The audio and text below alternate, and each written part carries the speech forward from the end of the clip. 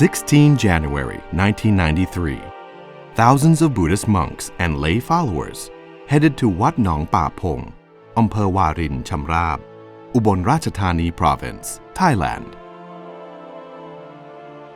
The Supreme Patriarch, สมเด็จพระญาณสังวร and many senior Buddhist monks gathered here, along with the Prime Minister, Ministers of State, and other important figures.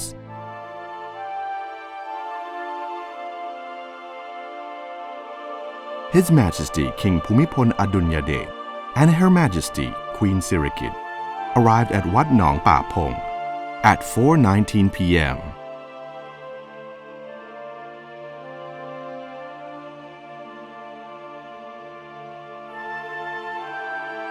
Monarchs, Buddhist monks, and devoted followers gathered at the Phra Phothiyan Jedi, the memorial stupa of the Master Phra Phothiyan Thien, Venerable Ajahn Chah, on his cremation day.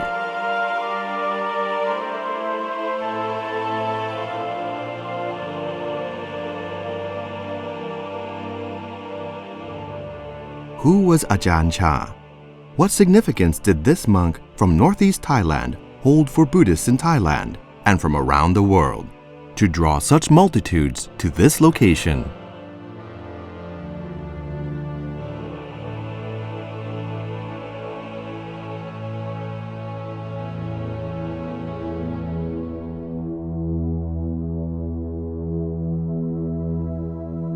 Ajahn Chah was born in a prosperous family, but he chose to relinquish his worldly possessions to walk the path of Dhamma. Although Ajahn Chah could barely speak English, he had many foreign disciples. Ajahn Chah spent most of his life in his native northeastern Thailand, but he influenced the establishment of branch monasteries across the world. Ajahn Chah was impeccably strict around moral precepts, monastic observances, and mind meditation, yet his good humor shone forth for all to see. Although Ajahn Chah was abounding in loving kindness, his disciples recount that at times he could be as fierce as a tiger. Ajahn Chah passed away 25 years ago, yet many people still study about his life and gain new perspectives on living.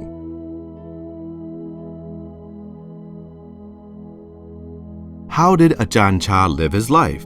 What aspects of his life offer inspiration to people today?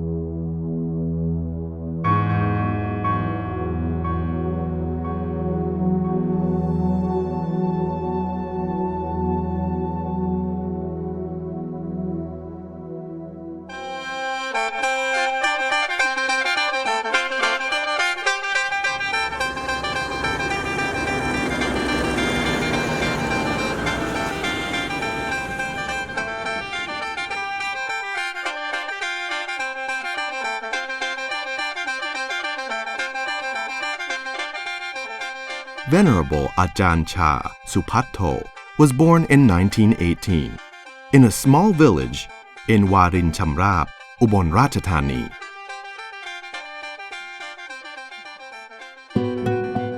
As a boy, Chah was convivial, good-natured, and endowed with leadership qualities. He was rarely quarrelsome. Rather, he acted as a mediator when his friends were in conflict or dispute.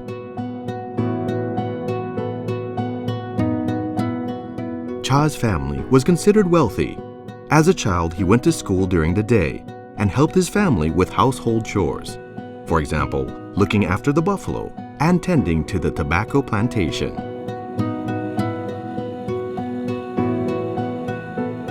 Ajahn Chah once recounted that as a child, he liked to pretend to be a monk. He would don a loincloth as a robe and play the role of an abbot. His friends would pretend to be laypeople, offering him food while he gave them the precepts and a blessing. Attracted to the monastic life, when he was 9 years old, Chah asked his parents for permission to live in the monastery. At the age of 13, he took ordination as a novice. Cha spent 3 years as a novice. He then left the monastery and resumed the lay life. Apart from helping with his family's farm work, Cha lived life as other young men. He traveled about, dated girls, fell in love, and experienced a broken heart. ชั้นชาตญาณของความรักมันก็ต้องมีกับเพศอย่างเพศชายก็ต้องมีความรู้สึกกับเพศหญิงมันก็เป็นอย่างนั้นเป็นกระแสของชีวิตจะต้องมีการเรียนรู้ To the delight of his parents, Cha took higher ordination as a bhikkhu at the age of 21. Because of his disenchantment with the world and his innate interest in Buddhism, Bhikkhu Cha had no inclination to disrobe after the rains, as was the case with most of the other young men who had been ordained at the same time. After 7 years of formal Dhamma study, during which time Bhikkhu Cha passed the top-level Naktam exams, gained enough proficiency to translate scriptures, and had provided religious education to the novices. He set out wandering on tudong, life as an itinerant monk, considering that study of scripture on its own is not the path to freedom from suffering, and that the Buddha wouldn't have wanted monks to engage solely in formal study. He began to apply himself to meditation practice.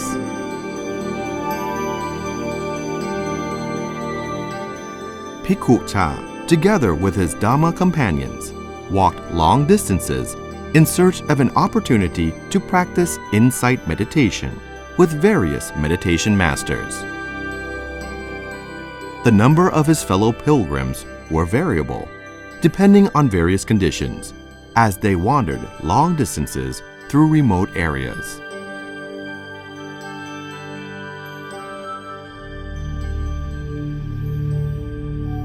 As a young man, Cha had been terrified of ghosts. Meditating in secluded charnel grounds was thus a serious challenge for him to overcome his fear and gain clear insight into life and death. Another important lesson was enduring frequent sickness and extreme physical hardship during his wanderings. ป่าช้าต้องมีสิ่งลึกลับมีผีมีอะไรทำนองนั้นมีความเงียบความสงัดแล้วก็มีความรู้สึกกลัวขึ้นมาความกลัวมันเกิดขึ้นท่านก็ถามว่ามันกลัวอะไรถ้ามันกลัวตายแล้วมันตายอยู่ที่ไหนแล้วมันก็จะตอบออกมาว่าตายมันก็มีอยู่ที่เรานี่แหละแล้วจะหนีไปไหนมันก็ถามอย่างนั้นดิมันก็คงจะได้คำตอบออกมา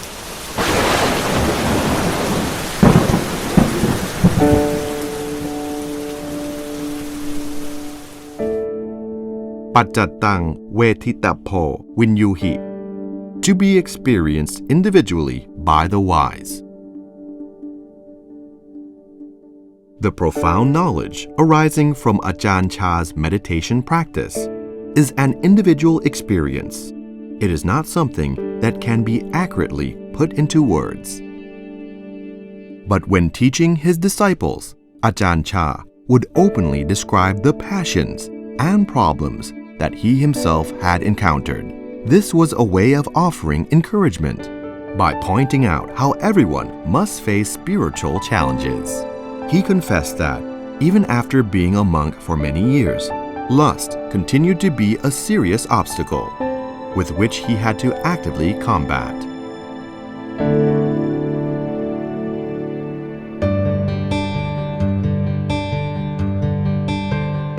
After 16 years of being a monk, upon invitation by his mother and other relatives, Bhikkhu Cha returned to his home village. The thick and dense Pah Pong forest was located about 3 kilometers away from Phra Cha's home village. Phra Cha brought his group of monks here to set up their forest umbrellas in March 1954. This was the starting point of Wat Nong Pah Pong, a monastery originally located in a wild and remote place, yet later became internationally renowned. วัดหนองหัวฟงเขาก็บอกว่าเป็นพื้นที่หวาดเสียวเป็นพื้นที่ที่มีอันตรายเขาก็พูดอย่างนั้นแต่ความจริงคนเราไม่คุ้นเคยมันก็อาจจะคิดอย่างนั้นไปเป็นธรรมดาแต่ในรูปแบบของความรู้สึกอาตมาแล้วป่าให้ความอบอุ่นเห็นต้นไม้เกิดความอบอุ่นเหมือนกับเพื่อนเหมือนเรามีที่พึ่งแต่หลวงปู่อาจจะคิดอย่างนั้นก็ได้ท่านจึงเห็นว่าป่ามันเป็นที่อยู่ของพระสงฆ์เป็นพื้นที่เหมาะสำหรับการเจริญสมณธรรมและก็การประกาศธรรมด้วย It now takes approximately 20 minutes to travel to Wat Pah Pong from the district town of Warin Chamrab. But in the past, this place was far from civilization. There were no paved roads, electricity, or municipal water supply. The practices of itinerant meditation monks were largely unknown to the general public. Sometimes they were even viewed with fear and suspicion. The living conditions at Wat Pah Pong were thus difficult and austere. Of all the meditation masters that he visited and studied with, Ajahn Chah recounted that it was the eminent monk, Ajahn Mun who pointed out the way of practice, dispelling all his doubts. The style of practice at Wat Pah Pong conformed to the monasteries of Ajahn Mun. At the same time, it had characteristics unique to Ajahn Chah. When he established Wat Pah Pong, it was established on the kind of style of Luang Pu Man. But the thing that Luang Pu Chah emphasized over and over again at Wat Pah Pong was this sense of samakhi, of working together, where Luang Pu Man was more or less like monks would come and go off on tudong separately, where we had to do everything together. We had to sweep the monastery, we had to carry water together, had to meet together in the morning for puja, in the evening for puja, patimokkha every fortnight, and everybody was expected to participate. And this sense of samakhi. Ajahn Chah set up a monastery guideline in strict accordance with the Vinaya. He emphasized mindfulness, the abandonment of fixed views, and the cultivation of wisdom. There were few rituals and much meditation practice. The monks would sleep little and eat simply. There was no making of amulets or soliciting of donations. The name and reputation of Ajahn Chah and Wat Pah Pong gradually became well known and respected.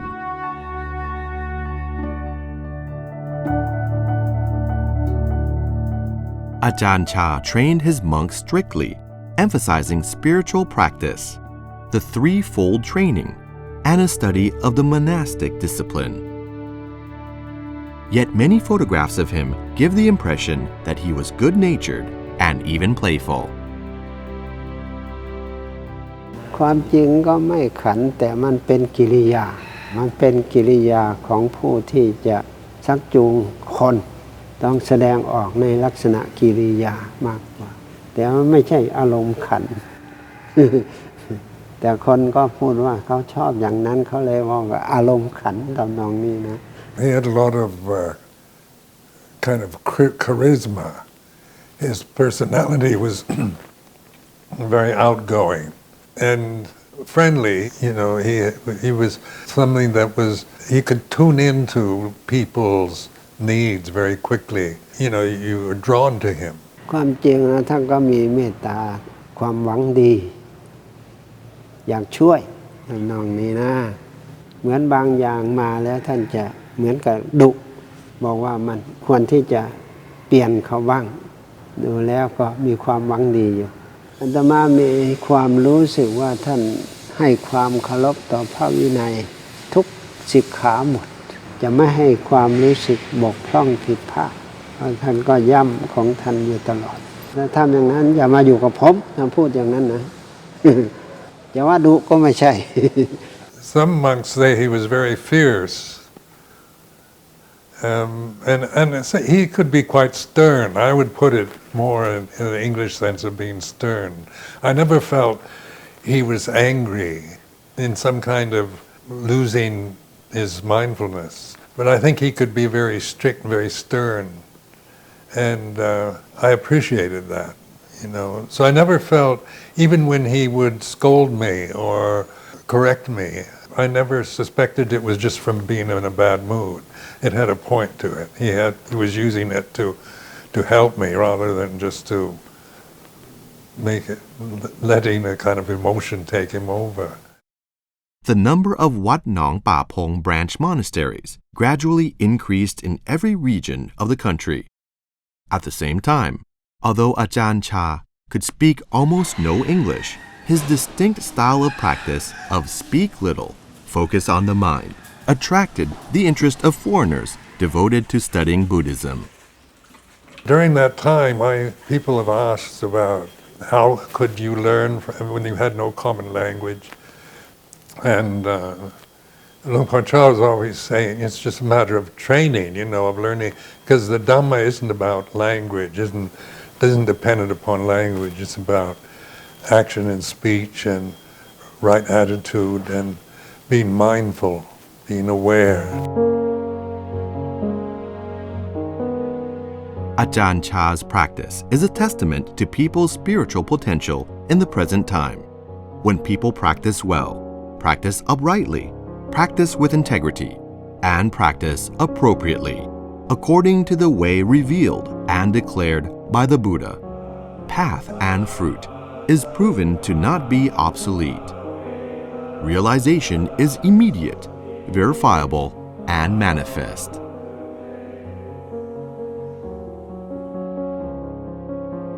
These truths are universal.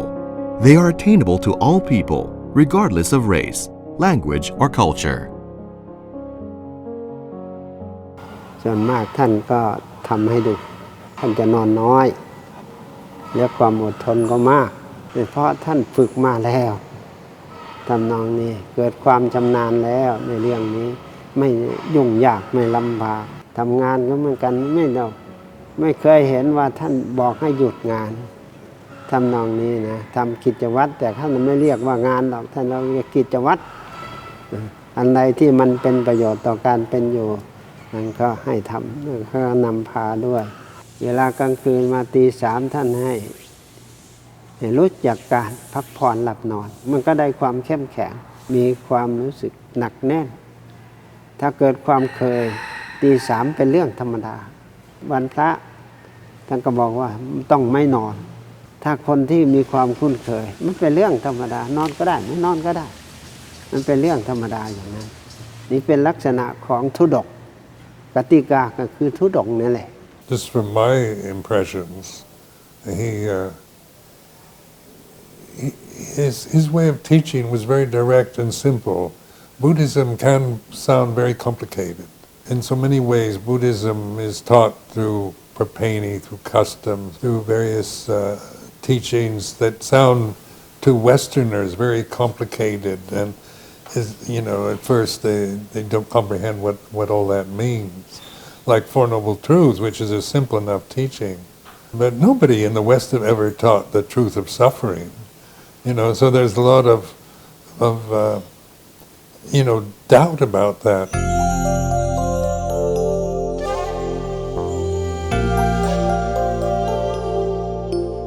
More and more foreigners were attracted by Ajahn Chah's way of teaching.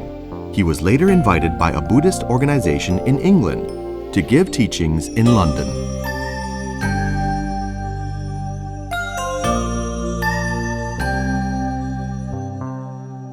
He was beyond culture, he had the wisdom to adapt to any kind of situation. And that's what was so impressive, because it wasn't like he was just a Thai cultural paragon. He was also just a developed human being, a wise human being, that one could sense that even if you weren't Thai or couldn't understand Thai language. He understood the world, understood Dhamma. So the world, whether it was in the context of Thailand or England, didn't really make that much difference, because he was teaching a universal teaching rather than just a cultural one. And that's why so many attracted so many foreigners, why there's so many Praparang in Thailand and in the Western world at this time.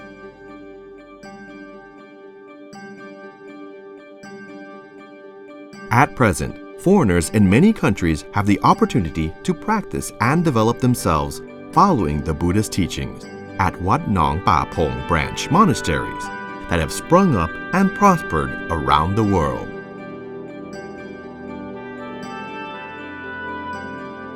All of this started at a modest monastery in northeastern Thailand by a Buddhist monk who took no delight in material gain, abandoned his worldly possessions, and accumulated noble treasure in line with monastic discipline. He then shared this wealth with his fellow human beings. Ajahn Chah possessed the marvel of instruction. His teachings were authentic. He has led people to see the truth. By following his teachings, his disciples have garnered the genuine fruits of spiritual practice.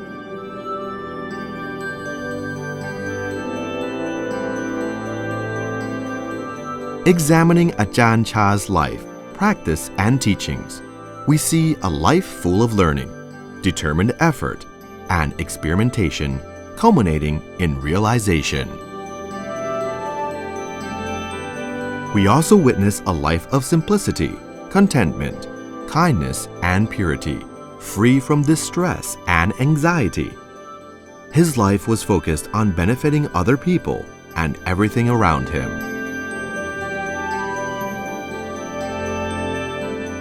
Ajahn Chah's teachings are like a lantern illuminating the entire world. This stands in contrast to his body, which aged and withered according to the natural law of transience and change. This was another truth he revealed through his silent teaching he gave for almost a decade. อาตมาว่าหลวงพ่อชาท่านมีความรู้สึกบริสุทธิ์พูดอย่างนั้นทุกอย่างท่านจะอยู่อย่างเรียกว่าไม่ให้มีส่วนบกพร่องแม้กระทั่งชีวิตตอนที่ท่านจะมรณภาพร่างกายสังขารใช้มานานมันก็ทรุดโทรมมันก็เสื่อมสภาพเราก็ดูแลรักษากันไปก็ไม่มีอะไรมากแค่นั้น He's an inspiring figure, and he's a modern person, so it's not like when you're talking about the Buddha, you're talking almost like a mythical person, someone from the past. But in terms of my experience, this was I knew him personally, lived with him. So you can see, that this is possible, for all of us. Enlightenment or seeing clearly and being free from delusion is a reality in the present. It's not just some ideal that that might happen or that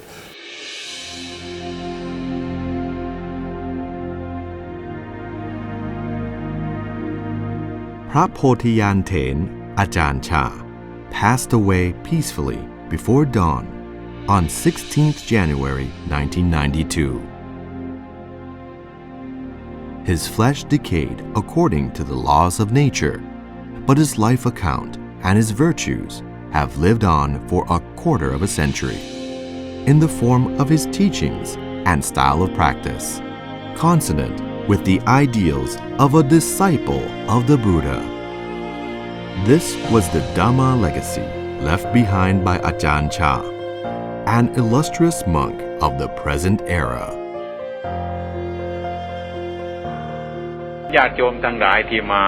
บำเพ็ญบุญบำเพ็ญกุศลในวันนี้หรือทุกวันที่ไหนก็ตามให้โยมระลึกถึงคุณพระพุทธเจ้าระลึกถึงคุณพระพุทธเจ้านั้นระลึกยังไงว่าพระพุทธเจ้าท่านทำยังไงท่านพูดยังไงท่านสอนยังไงก็ระลึกถึงคุณท่านเราก็รู้จักคุณของท่านแล้วเราก็ปฏิบัติตามธรรมะคำสอนของท่านนั้นก็เรียกว่าเราปฏิบัติตามธรรมะ เมื่อเราปฏิบัติเข้าไปใกล้ธรรมะเราก็เข้าใกล้พระพุทธเจ้าเมื่อเราเห็นธรรมะเราก็เห็นพระพุทธเจ้า